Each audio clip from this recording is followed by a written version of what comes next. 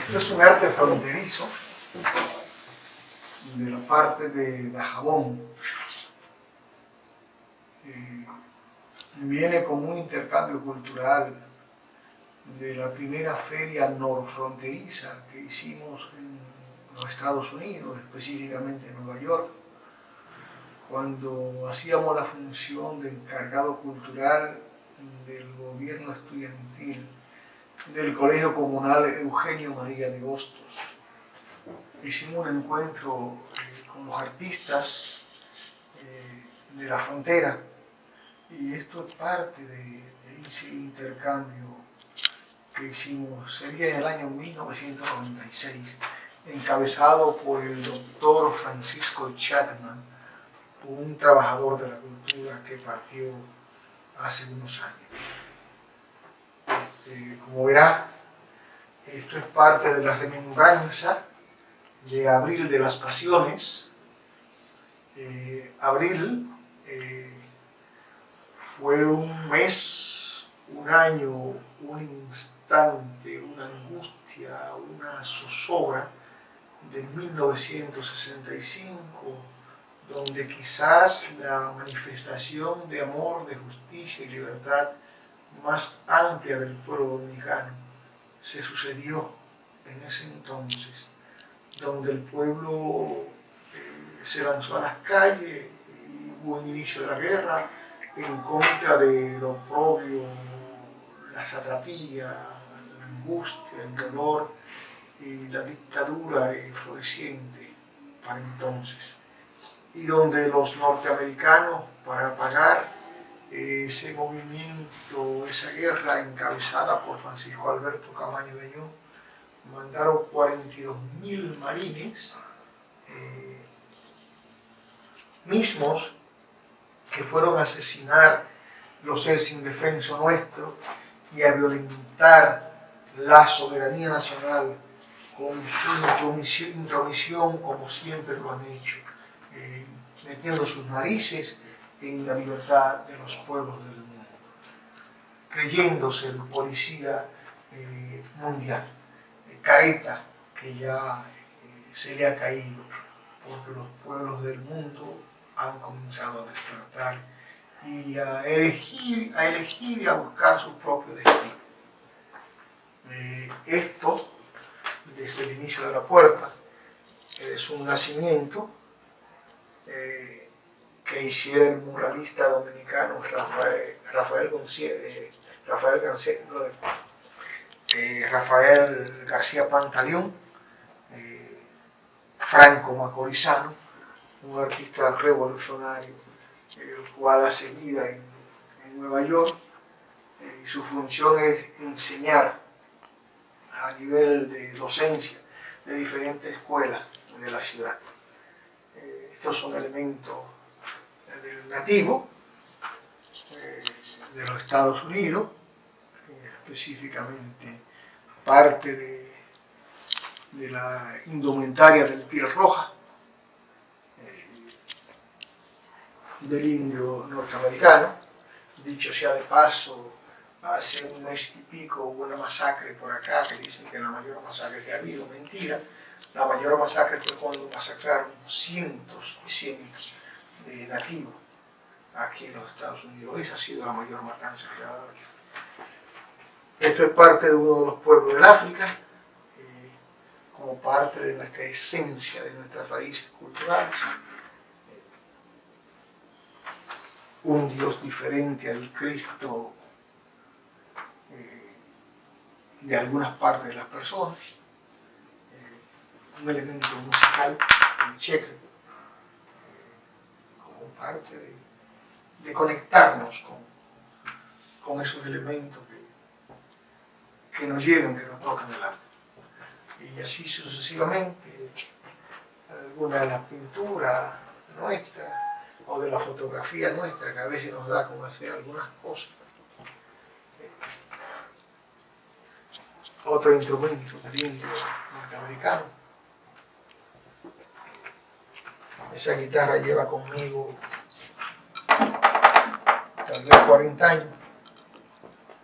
Y así, Esto era parte también de aquel intercambio de la feria no fronteriza, que todavía están con nosotros.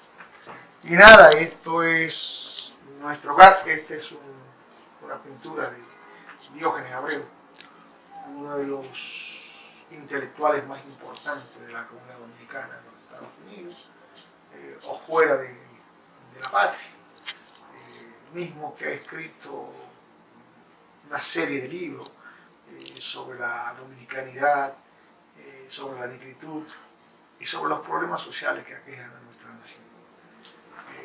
Como verá, nuestro hogar, reinstalándolo de nuevo, ya que estaba solo, y la familia acaba de llegar, estamos rehaciendo algunas cosas. Esto era otra cosa en otros tiempos. Algunos estudiantes sindicales decían que esto era un museo, porque tenían algunas cosas que ahora mismo están por ahí. Y andamos en esto con la preocupación social. Es nuestra misión. Te dejo a la libertad de que si quieres hacer alguna pregunta, que haga la pregunta que quieras hacer, que no tenemos ninguna pena en responderla. ¿Podría hablarnos un poco, bueno, de su niñez, de su pueblo Tamboril? Claro que sí, de mi pueblo, Tamboril, esa patria de nuestra poca lejanía, ese pedazo de conciencia, de amor, de libertad y de justicia, Tamboril. Nací en los años del sátrapa Rafael Leonidas Trujillo, Chapita, a unos pocos pasos de su ajusticiamiento. Mi niñez fue una niñez, de lo que podríamos decir normal. Normal porque cuento con muchos recuerdos agradables, humanos, de la infancia, donde hice todos los juegos que había que hacer. Quizás uno de los que le gustaba hacer más maldades era yo. Desde el Pico Tejinco hasta la Cantarita, desde Flores Convento hasta Libertad 1, 2 y 3, pero me gustaba mucho jugar al papá y a la mamá. Porque siempre se hacían inventos de niños que eran fabulosos viéndolo desde ahora. Tamboril es un pueblito que queda incrustado entre Santiago, Moca, Puerto Plata y Licey al medio. Una comunidad altamente laboriosa, donde uno de los primeros intercambios del tabaco y del cacao, de esa producción mercantil simple, se da por esos predios en el cruce de Bolívar Peña, en 1850 y tanto. Se destaca Tamboril precisamente por su laboriosidad a través del tabaco y del cacao, donde se desarrolla y actualmente es la capital mundial del cigarro. Pero es un pueblo que cuenta con muchos locos, muchos perros, muchas putas y muchos seres humanos del tamaño de la vida. Y cuenta con todo eso por una razón muy simple. Porque las putas, los locos, los perros están donde se come, donde hay comida. Y los locos más mansos son los locos de mi pueblo.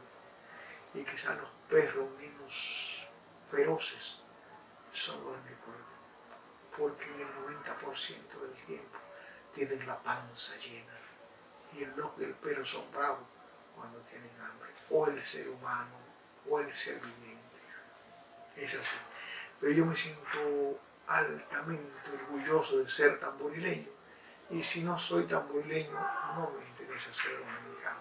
De la tierra de Tomás Hernández Franco, donde decidió ir a pasar sus últimos días el expresidente Horacio Vázquez, pero más que eso, de la tierra de Cándido Rivas.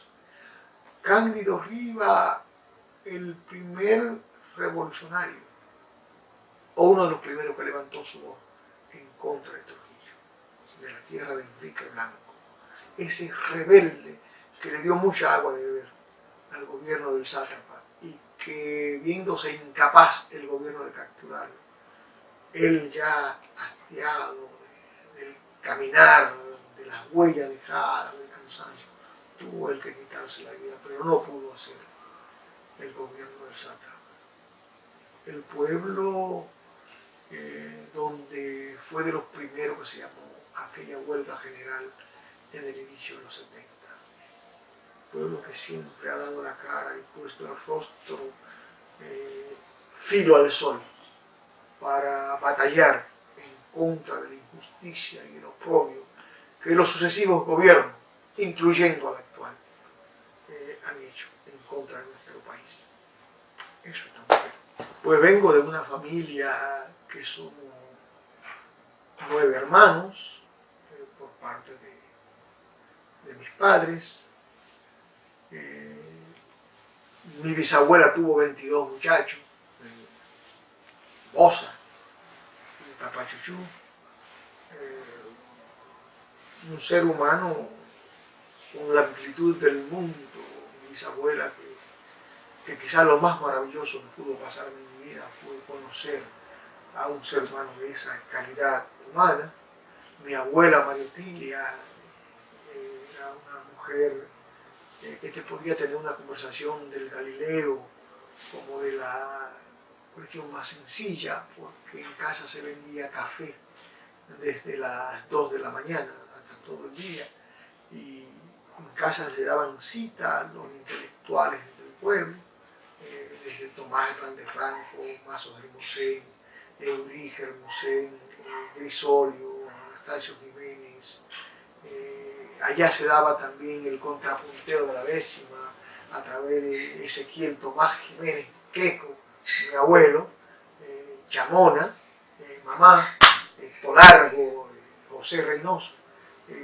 La intelectualidad del pueblo y la gente popular se daban cita desde el inicio del amanecer, o quizás antes, compartiendo el café, y era tertuliando realmente.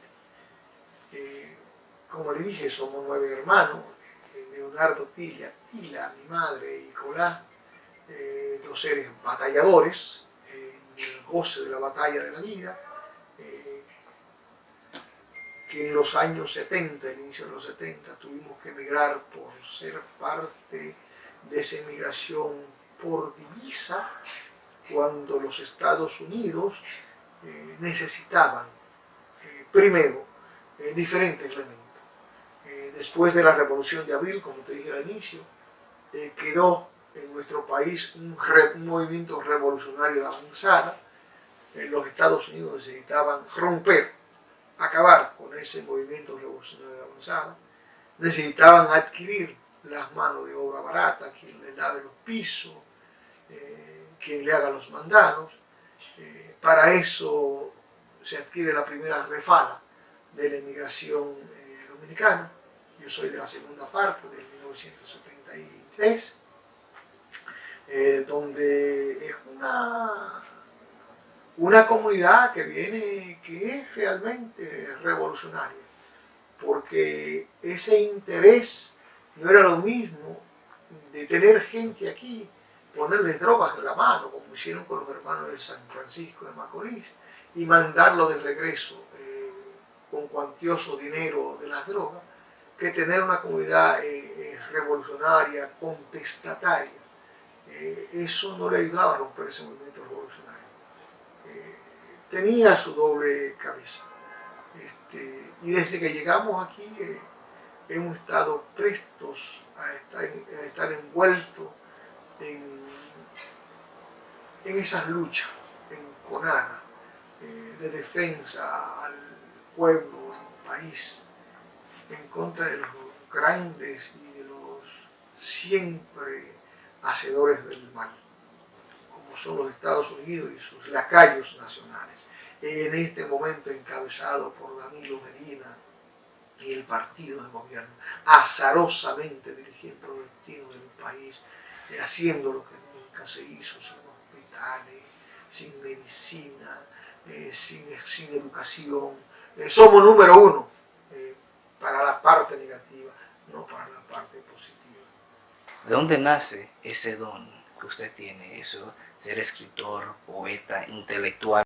Y yo tocó brevemente eso, pero ¿cuándo se dio usted cuenta de eso, de esa paz, ¿no? de ese amor que usted le tiene en sí al arte, a la vida? Porque te dije que mi abuelo, Sí, sí. Ezequiel Tomás Jiménez, Sí, sí, sí. era decimero, y que mi abuela también contrapunteaba. Mi abuelo, me cuenta mi mamá, que fueron unos alemanes a grabar algunas entrevistas, como lo que estás haciendo tú ahora, en el año 1935, y que él fue la primera persona que grabaron en el almacén de Julio Capellán. Lo grabaron contrapunteando con Chamona y con José Reynoso, Largo. O sea, que mi abuela y mi abuelo eran artistas, decidores de verso, de la poesía popular.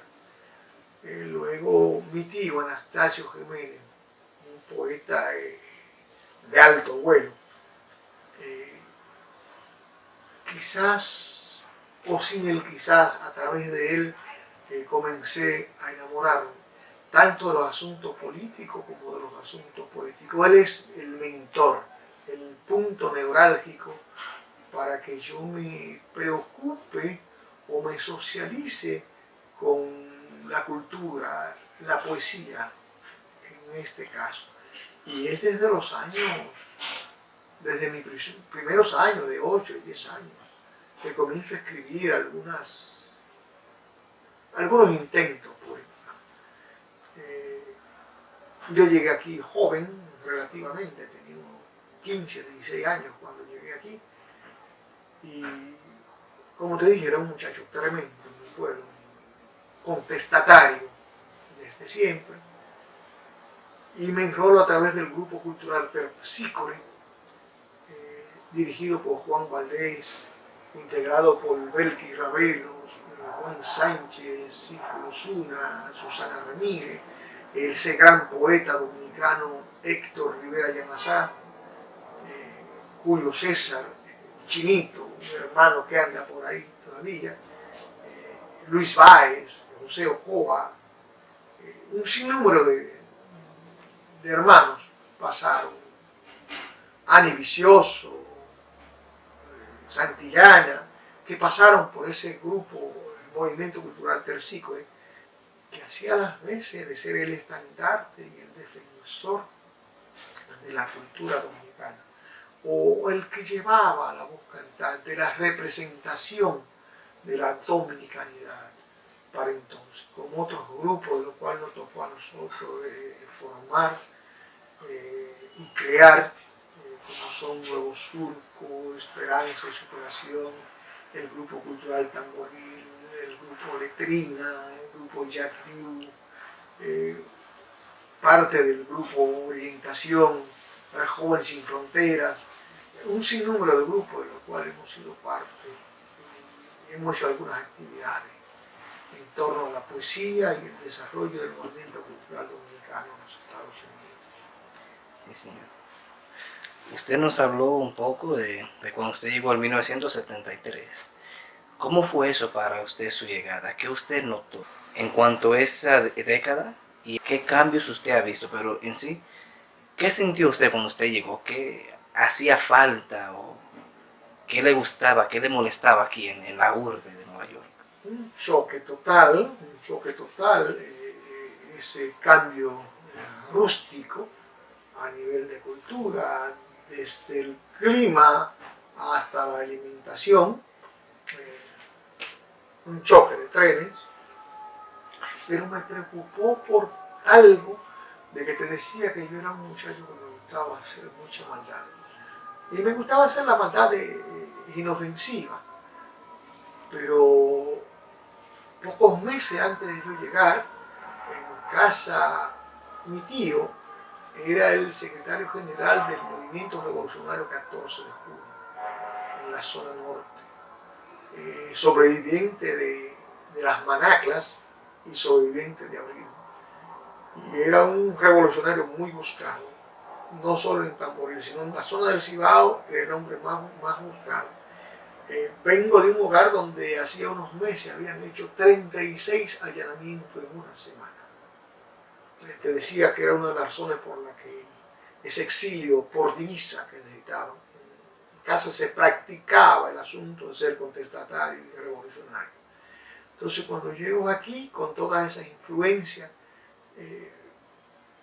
veo esto poco dominicano para entonces. Para ver dominicano tenía que caminar 40 o 50 cuadras. Sentí la necesidad, brotó desde lo más profundo de mi ser, la necesidad de comunicarme directamente con esa patria de nuestra poca lejanía. Y lo hice a través de eso, de lo que te dije, integrar el movimiento cultural, el grupo cultural Terpsícore, que se daba cita en el Colegio Comunal Eugenio María de Hostos. Yo era decimero mayormente, allá era décima lo que escribía. Entonces aquí no tenía cobertura ese tipo de poesía popular. Y a través de Terpsícore comenzamos a escribir algunos textos, como, déjenme ver si aquí en este libro aparece Soy Antillano, donde describe, este es mi primer intento, se llama Poemas de Islas. A través de este poema, Somos, que dice: soy antillano, casto antillano, vernáculo sin tiempo de una estirpe mestiza, camino entre tu amor sobre las mariposas, llama sobre el dolor del mineral perdido, soy hueco de la mina que a destiempo vendieron, pañuelo sin secar, quizás por no mojarse, soy antillano, puro antillano, aborigen del hambre, el llanto y la pobreza, nacido de medianoche a toda hora, vengo del fondo de la piel morena y he llegado hasta aquí a través de los siglos y los mares. Este poema te deja saber ya el compromiso social que asumí a través de la poesía. Eso es solo un fragmento del poema, porque no sería bueno copar en la entrevista en ese contexto solamente. Pero me enrolé y ese era uno de los poemas que se hacía en el grupo Terpsícore, el poema Como soy dominicano, desolador habitante de un mundo de signos perdidos, sacudido por el vórtice blanco de una sociedad oligarca, atrapado por sus leyes, escarnecido y discriminado, manipulado como un objeto que la moderna sociedad desarma y usa. Soy dominicano. Mis padres mordieron la miseria en la derrota de la batalla económica y triunfaron en la lucha por la sobrevivencia cultural. Ahora que soy dominicano, debo desanudar el olvido, donde se enreda el espíritu victorioso sobre la entellada del hombre y su existencia dócil. Y tú me dirás: a mi Camaño, a mí, Otto, más aras, no importa como quieras llamarme, soy el mismo, siento lo mismo, lloro y canto igual, soy mi gente, soy mi masa, no quiero ser cambiado, soy dominicano. Este poema era entonces una carta de representación al orgullo patrio, un poema que paraba multitudes, porque tocaba las fibras de los intereses de un pueblo que venía siendo agredido precisamente, como te digo, por esta nación que tiene un pueblo maravilloso y un pentágono repugnable, y nosotros decidimos entonces enfrentar o ligarnos para manifestar nuestro amor a la patria a través del canto y la poesía. Esta pregunta no la tiene que contestar si usted no está cómodo, pero algo, por ejemplo, o sea, el tema de mi tesis para mi primera maestría fue la estatua de Juan Pablo Duarte, puesto ahí por Club Cívico Cultural Juan Pablo Duarte, que es el Instituto Duartiano de Nueva York. En ese entonces existía esa organización, también existía el Centro Cívico y Cultural Dominicano. La pregunta es más, en esas dos organizaciones, ¿eran otro tipo de personas dominicanas? Porque algo de lo que yo he hablado con los fundadores o algunas de las personas involucradas y me dicen, no, eso es para todo el mundo. Esas organizaciones culturales, ¿es cierto, fue para todo el mundo? En su caso, por ejemplo, ¿tenía usted conocimiento de que sí existían en ese entonces? Yo sé que también un poco controversial, se puede decir, porque fue a través del gobierno de Balaguer que consiguieron la estatua. Él fue, por ejemplo, ese gobierno fue quien puso el dinero, según los documentos que yo he leído. Sí, fue un pleito de la comunidad dominicana, fue de los primeros pininos de la comunidad dominicana de incrustar al patricio, uno de los seres humanos más nobles y más desprendido en torno a la dominicanidad, como es el prócer Juan Pablo Duarte. Fue una batalla de la comunidad dominicana, que se la adjudicaran esas dos instituciones, que también fueron parte, sí fueron parte de esas luchas, que quizá la encabezaran porque eran los representantes de los sucesivos gobiernos de entonces. Había gente, alguna gente con carácter democrático, como Eulalio Fernández, ya fallecido, el doctor Francisco Chatman, y una serie de organizaciones y personas estuvimos envueltos en la conquista de que se colocara la estatua del insigne patricio Juan Pablo Duarte. Esas dos organizaciones, como otras organizaciones, tenían otros intereses necesariamente, no eran intereses revolucionarios, intereses con algunas manifestaciones democráticas, las cuales entonces se conjugaban en que eran parte de nuestros propios intereses de pelear, batallar por esa conquista, como lo fue también por nombrar a las avenidas San Nicolás Juan Pablo Duarte Boulevard, como nombrar la 181 Manuel Aurelio Tavares Justo. Fueron conquistas que se vinieron dando en el desarrollo mismo de nuestra comunidad, según íbamos creciendo, según íbamos poblando la comunidad de Washington Heights. Como te dije, yo vine en el 70 y era un porciento muy considerable. Comenzamos creando instituciones como Juan Pablo el Dominicano, Alianza Dominicana,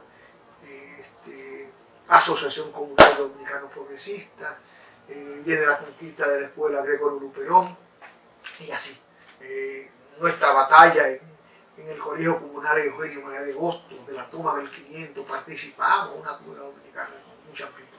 Ese colegio fue poblado en los finales de los 70 y casi todos los 80, por un 82.6% de la comunidad dominicana. Y la misión de Hostos se sostuvo, fue sustentada por el empuje de esa comunidad, que luego algunos malos dominicanos mismos que fueron sacando esa misión. Hablo claro como Daisy Coco de Filipis, no fue necesariamente quien le hizo bien a esa comunidad, y esto que quede grabado. Ellas y otros malos dominicanos que rompieron con esa misión y con el bilingüismo, incluso haciéndole daño a nuestras comunidades y se hacen pasar por espejitos de Dios, que no lo son realmente. Pero no solo ella, quienes la sustentaban, Silvio Torres ha sido un defensor del bilingüismo y de nuestras comunidades, a fin de que podamos tener discrepancia en una serie de cosas. Entonces, para caer nueva vez en eso, yo pienso que nosotros, la dominicanidad, ha venido creando una serie de conquistas. El desfile en los años 70, finales de 70, a través de Guillermo Amaro, que fue uno de sus creadores, fueron de las cosas que vinieron dando empuje a nuestra comunidad, el crecimiento económico. El dominicano, cuando tenía 10 años aquí, ya se había apropiado del 85.11% del comercio, hablo de la bodega específicamente. Los establecimientos, un por ciento muy considerable, desde las villas de Manhattan, que comienzan en la 110, hasta la 225, parte de la comunidad dominicana. El aporte económico que ha venido haciendo esa comunidad ha sido cuantioso a la sociedad norteamericana. ¿Cuáles dirían usted que han sido las 2 o 3 batallas más fuertes que han dado la comunidad dominicana aquí en Nueva York, desde que usted llegó hasta la fecha de hoy? En torno a la educación, en torno a la integración a la educación. Sí. Hubo una integración, una defensa a que nuestros jóvenes se integraran a las universidades, a las escuelas. Y esa batalla, Silvio Torres tiene mucho que ver, el doctor Francisco Chapman tiene mucho que ver, Juan Villar, Juanchi, tiene mucho que ver. No así Dani Rodríguez, no es un digno representante de nuestra comunidad, pero de la batalla de la comunidad yo digo por la justicia y por la educación y en contra del maltrato. Esto se manifestó cuando el caso Kiko Rodríguez, por la comunidad dominicana a la que nos lanzamos a la calle, a crear realmente que se los respetara de una forma o de otra. Y esa batalla en torno a una serie de escaños que se han ido conquistando, iniciando con Guillermo Linares, la integración de esos profesores como el doctor Francisco Chapman, Silvio Torres Ayán, Esteban Torres, una serie de profesores de entonces que fueron curcuteando el olfato de las universidades porque culturalmente había una conexión con nuestro estudiantado. Y yo pienso que esa ha sido una de las batallas quizás más cruentas que colocar. Sí, señor. Usted tocó un breve el caso de Kiko, ¿verdad? Durante ese tiempo, los 90-91, también hubo los Crown Heights Riots en Brooklyn, por ejemplo. ¿Podría hablarnos un poco acerca por qué llegamos a ese punto en el caso de Kiko? ¿Y cuál fue la resolución? Si usted se siente cómodo. Ya la comunidad venía hastiada de soportar los abusos policiales. Había un Piringo, un oficial llamado Piringo en la 170. Había matado a María Rivas. Habían asesinado a Juan Rodríguez en Brooklyn. Venían asesinando una serie de dominicanas y dominicanos a través de la brutalidad policial. La extorsión policial en los Estados Unidos estaba a la orden del día a través de matutes y otros policías, otros uniformados, que cuidaban de los vendedores de droga que las clases dominantes habían puesto en la mano de la comunidad dominicana para distorsionarla. Los policías eran parte de ese juego también, cuidando a los vendedores para que les dieran parte de esa droga. Este edificio donde estamos, a inicios de los 90, fue llamado el edificio con más población de movimiento de droga. Aquí iban 5 o 10 apartamentos donde se vendían drogas y ahí desmontaban camiones de toneladas de drogas para entonces. Bregando también con este edificio que cae uno de los policías dominicanos, porque era de los cuidadores de esas drogas. Entonces, ¿qué pasó? Este policía extorsionaba a Kiko García. Kiko García parece que comenzó dándole una parte de dinero semanal para su silencio. Luego le exigió que le diera diario. Hubo un momento que la cantidad que le exigió a Kiko García, este muchacho se rebeló y le dijo que no iba a dar eso, no iba a trabajar para él. Lo mató. O sea, nunca jamás nuestra comunidad se levantó defendiendo la acción de la venta de la droga. Se levantó en repudio en repudio al abuso policial en contra de nuestra comunidad. O sea, sencillamente fue la gota que derramó el vaso. Y esas noches, o esas 2 noches, fueron noches de batalla campal. Batalla campal desde la 135 hasta la 225, donde fue, en cierto modo, una revolución armada casi, podríamos decir. Liberamos una batalla muy fuerte, muy fuerte, muy fuerte. Que la historia la venían escribiendo los vencedores. De un tiempo a esta parte comenzamos a escribir los vencidos, desde el ángulo de nuestra angustia, nuestras necesidades, nuestros dolores, y más que todo desde la necesidad de nuestras ansias libertarias. Y quizás por eso son temas escondidos, silenciados, porque tampoco le conviene a la clase dominante que se siga hablando de esos temas, porque eso provoca un despertar de nuestra comunidad, tú sabes. Le interesa más destacar la parte negativa que ellos destacan. Para los años 90 todavía, cuando yo llegué aquí, decir soy dominicano era una carta de trabajo, que decían comienza a trabajar. Pero ya después de los 90 para acá, tú ibas a una parte, soy dominicano, te llamamos luego. Porque ya habían puesto lo que te dije, la droga para desacreditar a esa comunidad por la actitud pujante, combativa y revolucionaria que había adoptado en torno a la defensa de los intereses de nuestra nación.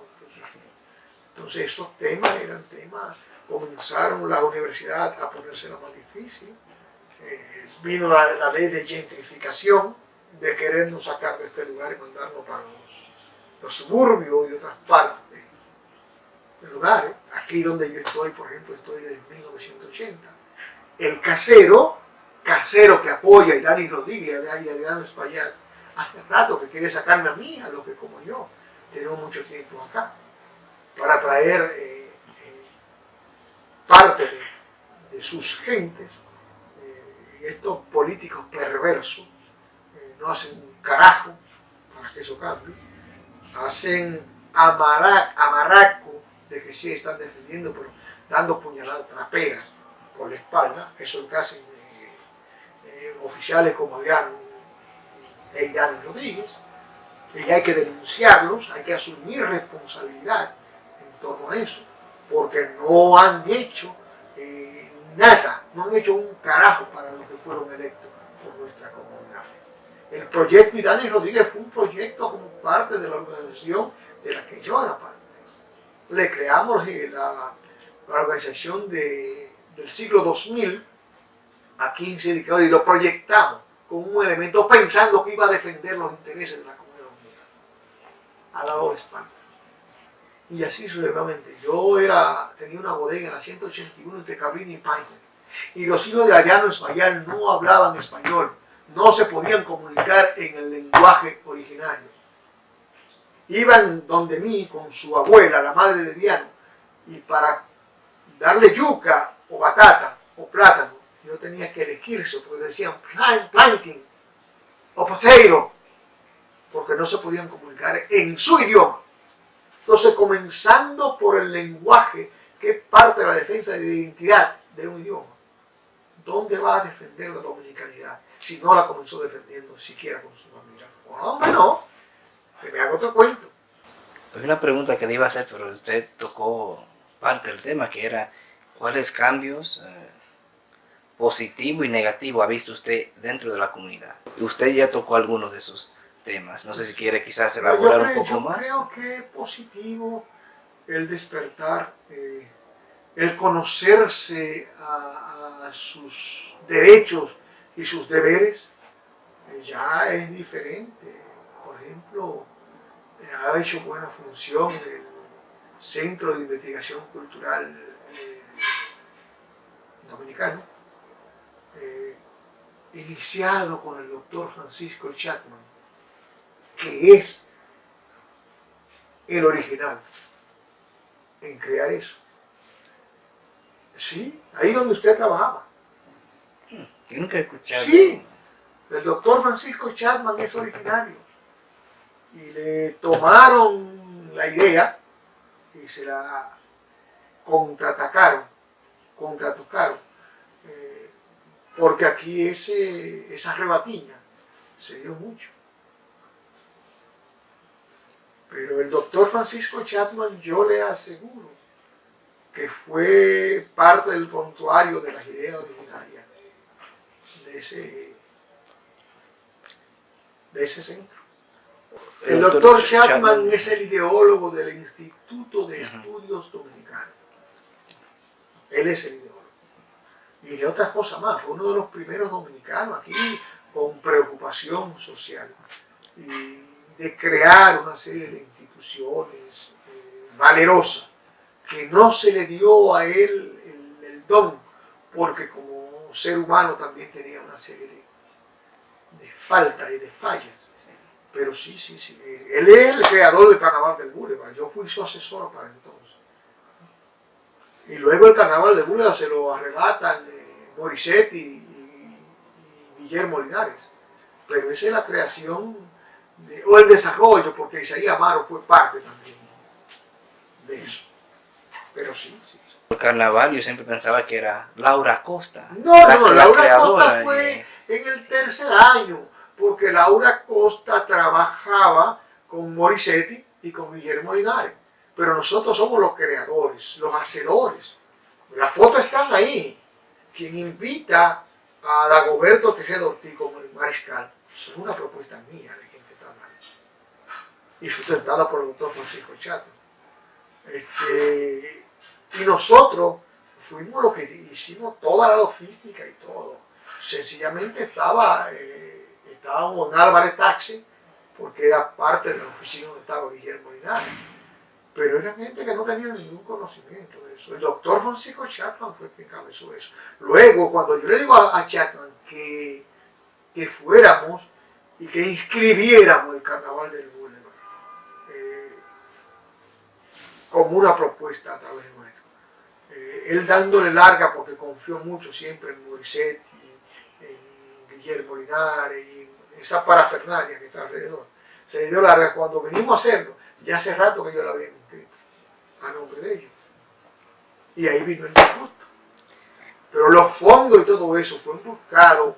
Vino el director de Baninter, o uno de los representantes de Baninter, a traer dinero para el desarrollo del Carnaval del Boulevard.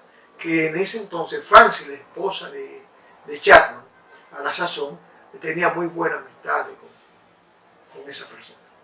Ideólogo del Carnaval del Boulevard, Isaías Amaro. Y nosotros desarrollamos ese proyecto. Pero Isaías Amaro es el ideólogo del Carnaval del Boulevard. Ahora, quienes tenían las instituciones para desarrollar eso, Víctor Morissetti y Guillermo Linares. O sea, y ellos mismos entonces agarraron y registraron el Carnaval del Boulevard como parte de ellos.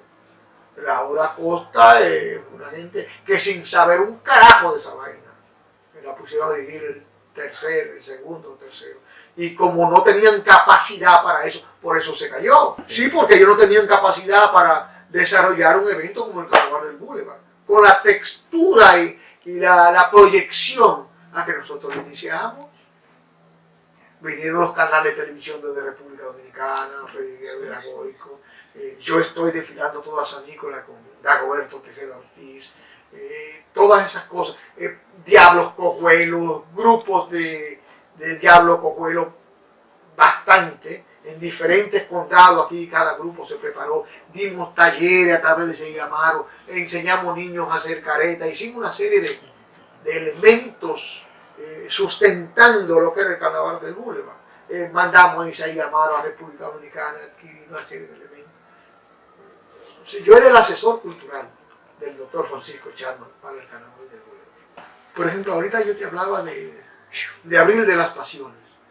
Abril de las Pasiones es una actividad que inició el grupo cultural PEC, o Palabra, Expresión Cultural. Inicialmente se llamaba Servir y comenzamos a hacer para el mes de abril una actividad que llamaba Abril de las Pasiones. Por eso venían pintores de diferentes partes del país, de otros países, hacían su dibujo, hacían una actividad político-cultural para entonces. Dentro de eso, si ve esta actividad que está acá, concierto para el coronel de Río.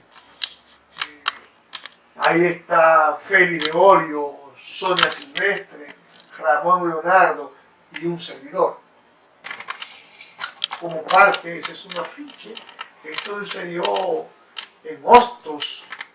Eso sería en el año 92 o 91. Y eran las actividades que hacíamos. Luego yo me enteré que esa actividad aparece por ahí como que fue organizada y hecha por una de esas instituciones, de los martianos. Creo que no, era un esfuerzo del grupo civil o de PEX, de Palabra, Expresión Cultural. Y así se adjudicaba una serie de cosas, porque antes no existía el celular como existe ahora, que usted puede documentar la vaina de una vez. Entonces la gente se aprovechaba, el que tenía la oportunidad, la facilidad de hacer eso. Exacto. Mira, por ejemplo, hay gente que entiende que yo tengo apenas un libro, yo tengo unas 18 o 20 publicaciones. Que no sea de la gente que ande por ahí echando vaina con eso, porque hay muchos escritores, gran parte de los poetas han sido tallereados por quien te habla, encargado por Sedivir. Mayormente era a mí que me tocaba con los nuevos poetas y las nuevas poetas tallerear y acuchillar sus trabajos. Hay uno que le ha dado que escribir 2 libros cada año, entienden que esa es la importancia. Hay otros que entendemos que no, que hay que cuchillarlo, que hay veces que hay que, te escribe 200 poemas, hay que meterle bisturí, quemarlo para que al fin sean habitados por el fuego, para que lo que salga sea un producto ya más responsable, que pueda pararse, caminar solo, porque para algunos aquí no se hace literatura. Tenemos un botón, aquí anual se publican más de 40 libros de buena literatura, buena literatura. Por ejemplo, le temen a Perejil. Le temen a Perejil porque Diógenes Abreu habla de la dominicanidad, de que sin haitianidad no hay dominicanidad. Y le temen a esos temas porque los alejados de las oportunidades de igualdad comenzamos a poner nuestras voces sobre el texto y nuestra experiencia y a decir nuestro parecer y nuestro querer y a tener el olfato de discernir y de contar la historia de manera diferente, al engaño como lo han venido escribiendo los hacedores del mal. Diógenes Abreu es un intelectual que cuenta con 10 o 12 publicaciones investigativas, con una responsabilidad de investigación muy buena.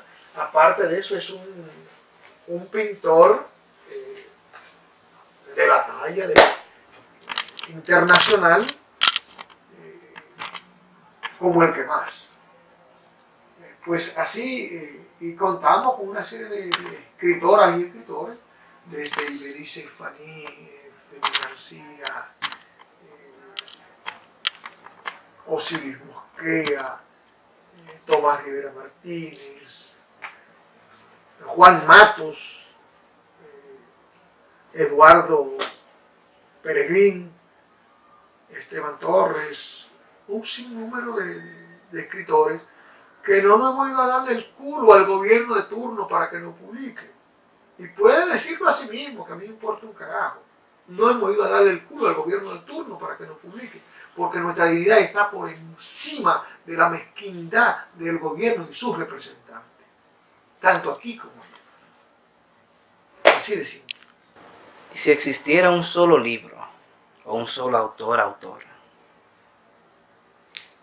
Solamente podía leer esa persona por el resto de su vida. ¿Quién sería ese autor? César Sánchez Vera, ¿Y por qué? porque creo que es uno de los autores más completos que nosotros tenemos,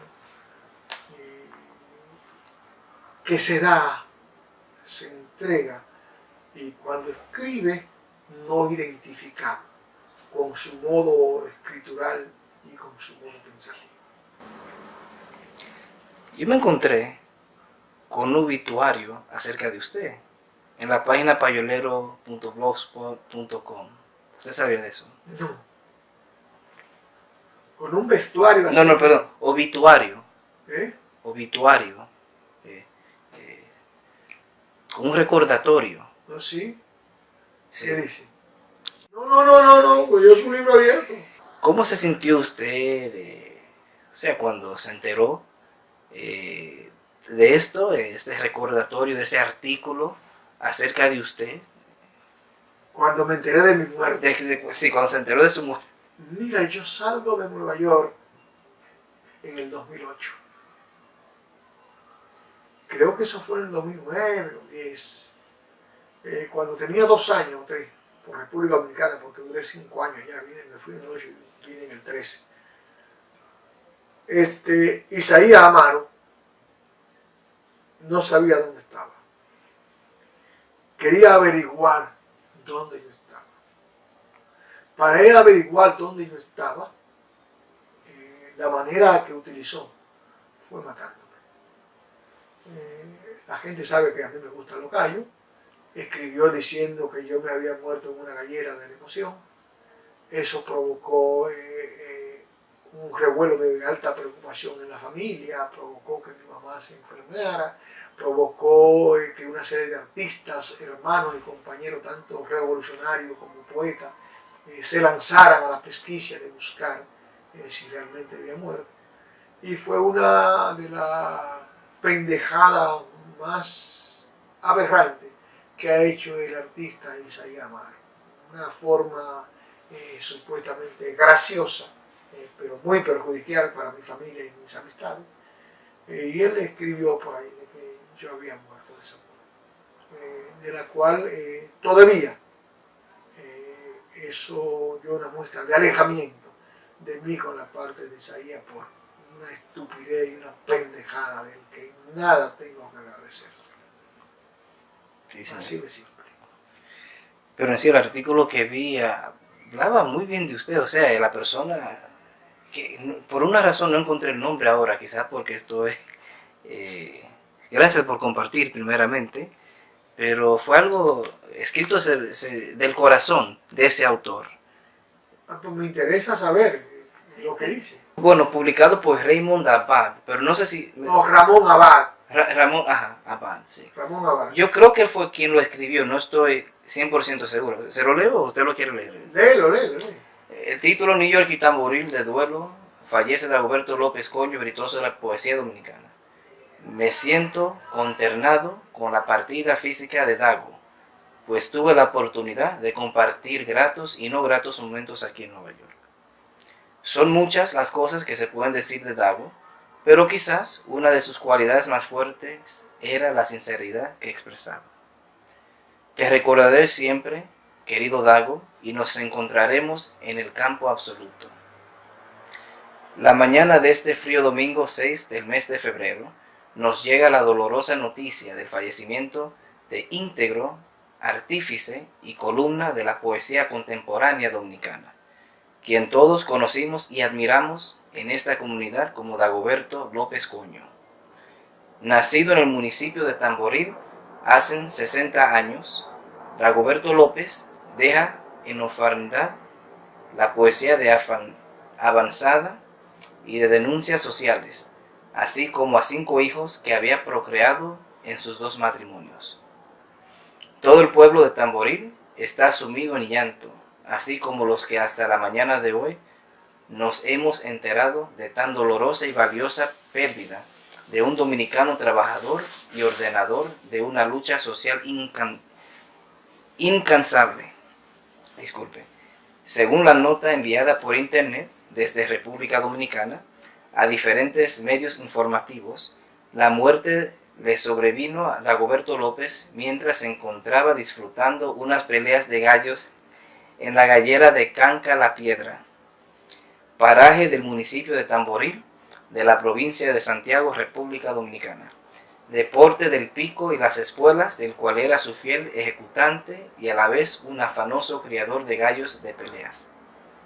La emoción de ver ganar una pelea sangrienta a uno de sus favoritos gallos peleadores le trajo como consecuencia un infarto fulminante, el cual le arrancó la vida a nuestro artista, al desmayarse con su gallo en las manos. Según amigos y familiares cercanos, Dagoberto había sido diagnosticado paciente de diabetes por su médico de cabecera, y éste le había aconsejado mantenerse alejado de las galleras y de las actividades que le produjeran emociones fuertes. Los restos mortales de Dagoberto López Coño serán expuestos en capilla ardiente en el Parque Municipal de Tamboril, mañana lunes a partir de las 3 de la tarde. Luego será sepultado en el cementerio municipal del pueblo que tanto extrañó y al cual entregó parte de su vida, Tamboril. Entonces le escribe: que reposes en paz, amigo poeta, hermano artista de siempre, tu poesía nunca morirá para los que te conocimos. Gracias, Isaías Amaro, por enviarme la nota. Bueno, quien fuera que escribiera tiene mucha imaginación y también ha de ser un artista. Gracias por pensar de mí de una forma tan bonita, tan íntegra. Pero sí quiero rescatar algo. Cuando muera, donde sea, he exigido a los míos que me lleven a Tamboril. Quiero reposar junto a mis hermanos, a mis padres, a mis raíces. No me interesa bajo ninguna circunstancia que me dejen por estos predios. Bajo ninguna circunstancia. Esa vaina quede clara. Isaías Amaro es el culpable de esa vaina y se lo sigo rechazando y se lo voy a rechazar por la preocupación que causó a la familia y a la comunidad cultural. Sí, señor. Pero aquí estoy, pienso sí morirme en unos 40 o 50 años, no estoy en esa vaina ahora. Esta pregunta sería acerca de la actualidad de la República Dominicana, lo que usted opina, cómo se podía mejorar la situación y hablar un poco más de su activismo. ¿Qué usted está haciendo hoy en día para mejorar esa situación? Fíjate, yo pienso que la República Dominicana es un estado fallido. Un estado fallido porque los sucesivos gobiernos del PLD la han llevado hasta allá. Endeudándola, saqueando, despilfarrando las riquezas naturales y minerales y haciendo cada vez más ricos a sus séquitos de depredadores. Hablo del Partido de la Liberación Dominicana y su gobierno encabezado esta vez por Danilo Medina Sánchez. Son los culpables a que el estado de deterioro, de miseria, de angustia y de opresión a que está sumida la República Dominicana, ellos son los culpables y son los responsables. Y van a ser los responsables a cuando haya un estallido social hacia donde ellos la están llevando. ¿Qué hago para esto? Primero, denunciarlo. Segundo, ser parte de cualquiera de las instituciones políticas, sociales, democráticas o culturales que vayan en contra de lo que ellos están haciendo y en defensa de los intereses de esa patria en nuestra poca lejanía. De cara al sol soy parte de la Marcha Verde, porque la Marcha Verde es una serpiente sin pie y sin cabeza que le está dando muchos dolores de cabeza a ellos. Por eso comenzaron a asesinar los integrantes de la Marcha Verde, porque saben que este movimiento nunca visto en la República Dominicana ha ido creciendo y va a seguir creciendo hasta acabar con la corrupción y con la impunidad representada y encabezada por el PLD y su presidente Danilo Medina Sánchez. Yo llamo a la comunidad dominicana y a la comunidad internacional a preocuparse realmente por la situación de la República Dominicana, por el deterioro moral que hay en la República Dominicana, por la inseguridad ciudadana que hay en la República Dominicana, donde usted no está seguro ni después que está trancado en su casa, ya a cualquier hora del día. Allá se organizan las bandas para salir a asaltar. Bandas organizadas y sustentadas por los cuerpos castrenses y por el mismo gobierno. Y hay que pararse en dos patas y decidirnos de manera política que si no nos unimos todos, no habrá forma como arrancar del poder al PLD. Tenemos que unirnos y dejar los egos, dejar el aparcelamiento político y atrevernos a soportarnos entre nosotros esas partes negativas que tenemos o esas partes que diferimos para poder realmente arrancar del poder al PLD. Yo llamo a que pospongamos nuestras agendas y que nos unamos en un frente lo más amplio posible para ahora, en el 2020, sacar del poder a como sea al PLD y a sus gobiernos. ¿Qué últimas palabras tiene usted? Pueden ser quizás qué consejos tiene para los jóvenes, para las personas, lo que usted quiera. Me gustaría finalizar diciendo que pongamos atención al feminicidio que se está dando en República Dominicana. Pongamos atención e iniciemos al cambio de parecer como hombre ejecutante de una sociedad machista, que en nada está beneficiando al crecimiento humano de nuestra gente. Hay que ponerle ojo como parte del estado de putrefacción de esa sociedad encabezada por el gobierno del PLD. Es necesario que nuestros jóvenes, hembras y varones, se inserten en los niveles de educación para cambiar la sociedad de una forma positiva e pujante en beneficio de la humanidad y de la patria de Juan Pablo Duarte. Muchas gracias y ojalá que más temprano que tarde, como nación, podamos zafarnos de los depredadores nacionales e internacionales.